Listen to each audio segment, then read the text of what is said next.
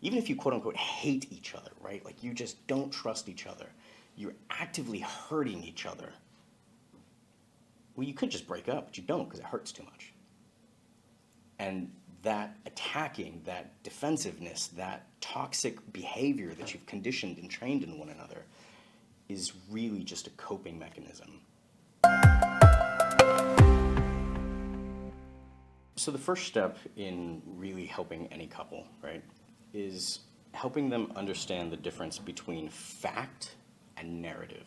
I can tell you, I have a client that I'm working with in Psychology Solutions Academy now, and when she came to me, she was afraid that she had married a narcissist, essentially, right? He was just toxic masculinity, all the buzzwords, right?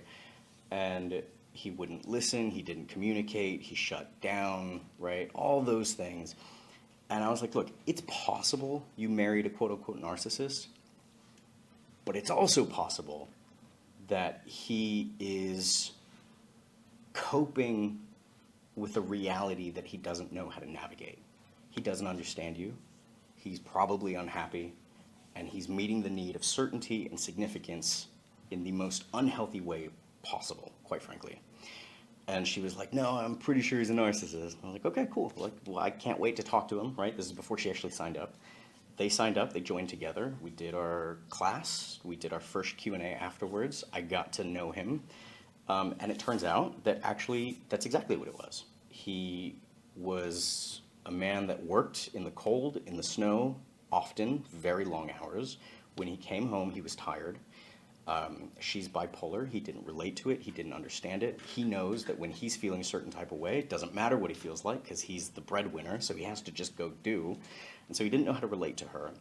But truthfully, they were high school sweethearts. They'd been together for 17 years, and he loved her. He was just, quite frankly, like almost suicidal to the point of just not knowing how to win at the game of life and marriage. And that was the issue. That was the breakdown. That is the fact. She told me what she believed to be true about her relationship. That was not true. But from her lens, her experience, it feels true. I mean, every now and again, right? It's a very small percentage of the population. You'll have the sociopaths, the psychopaths that are very good manipulators and liars. Good news, I can read body language, so I can tell when people are full of shit. But the overwhelming majority of human beings do not fall under that category. Having narcissistic tendencies is not the same thing as being a quote-unquote narcissist, right?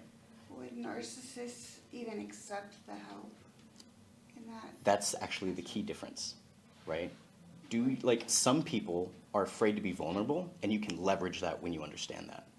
Some people do not want help, don't even know what help is, and they'll just say no because it's intruding in their business. They believe they should do it, in which case you stop talking. I learned this one from Jordan Peterson. He quoted the Bible, right? Christ, the New Testament. He goes, "Do not cast pearls before swine." And that was really valuable for me to learn because I always believed, well, I just needed to say something else to get through to them.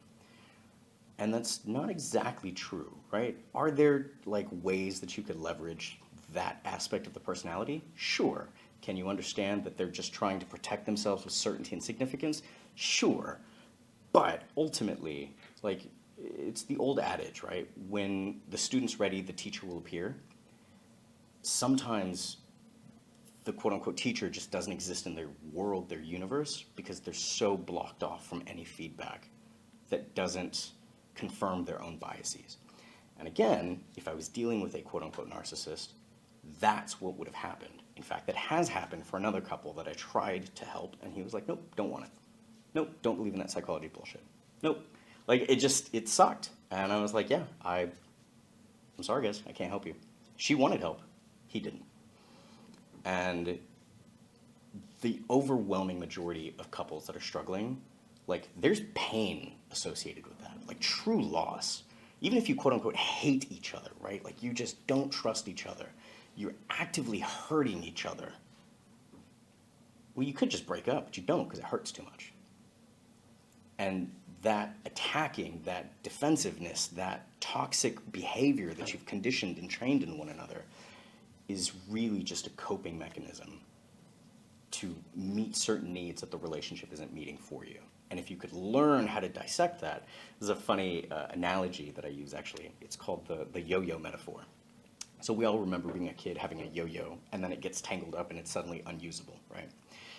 Well, I want you to imagine that the problem of relationships is not like one tangled yo-yo, it's like 6, right? Because you have the problem of perception versus, or narrative versus fact, right? Which is really just a perception issue. You have the problem of understanding personality, values, and beliefs. It's a whole different yo-yo, right? You have the understanding of how your partner wants you to show up, right? I've worked with couples where like the woman will say, look, if you raise your voice at me ever, that's how I know you don't love me, right? If you don't respect me, if you raise your voice at me, like they shut down, they're done. I've had other couples, especially women, right, where they say, I only know that you care if you're willing to get emotionally aggressive with me, right? This monotone voice and being rational, no, like care, show me that you care. And unless you know that that's how your partner needs you to show up, because they don't know how to articulate that themselves, they don't know that that's unique necessarily about them, about their personality, then how are you going to figure it out? So knowing how to show up for your partner, when your partner doesn't even know how they want you to show up for them, is the problem. I can tell you with my wife and I, she would say some really goofy shit. I love her, right? This is my partner. But she would say things like, I want like a more masculine man that like didn't talk as much, like just the stereotypical Hollywood like bad boy, right? And I was like, if you had that, you'd be bored. He'd have nothing to say. He's not interesting. He's just mysterious. Like, you'd be bored. You don't want that. And every time she'd be like, well, I want this, and then I'd deliver that. And she's like, no, I don't want that. I was like, this is frustrating. Right? I went through it. I understand it. Until I understood the frameworks, the psychology, now I can teach it to anybody. But that's the difference between fact versus narrative. Right? What do you believe to be true about yourself, and what is true? Sometimes people think that like they want to be in open relationships, and then they have it. And they're like, no, that didn't make me happy. Sometimes people think like, if I just had a mansion and money, and then like somehow they fall into money, right? And then suddenly they're not happy. The fact is that's not what drives them. The narrative is something that they have to sift through and filter out themselves, unless you know which questions to ask and untangle their own yo-yos with that regard. And suddenly it's like, oh, I completely understand why these two things were crisscrossed and mangled. I'm just looking for significance, right? I'm looking for love and connection. It's a big one, actually, guys. Men in particular, some women are guilty of this, but especially men in our culture.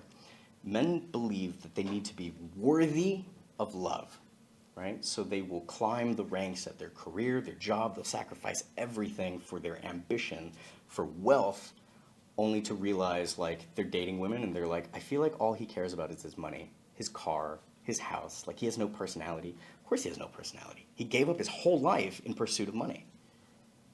He has nothing to talk about but work. It's the only thing he's good at. And so what happens? Those types of people find sugar babies. They become sugar daddies. And then they're still not fulfilled because they have the quote-unquote connection. They're still meeting the need of sex. They have that companionship. And it works, kind of, but they're not fulfilled. So when you believe that you need to be worthy of love in order to have it, really what you're saying is you think you value significance, and significance is the need to feel unique, special, or important in some way, shape, or form. If you're the most unique, the most special, the most important, you put yourself at the pinnacle of a hierarchy, guess who's not next to you? Anybody. And if they're not next to you, you can't connect with them. They're not peers anymore. And the mere fact that they're next to you means that you're not at the top. It's a threat to your own significance. And then those men wonder why they're unsatisfied. Women wonder why, like, they call that toxic masculinity, or it's a part of the definition of it, right? And it's not true. It's just a problem with our culture. Our values and understanding, articulating what they are, how they're in conflict, and why the human animal as an evolved species does not function that way, even though it helps you cope with reality for the short term. So understanding the difference between fact and narrative is a massive, it is the starting point to help anyone and allowing anyone to help themselves in their relationship.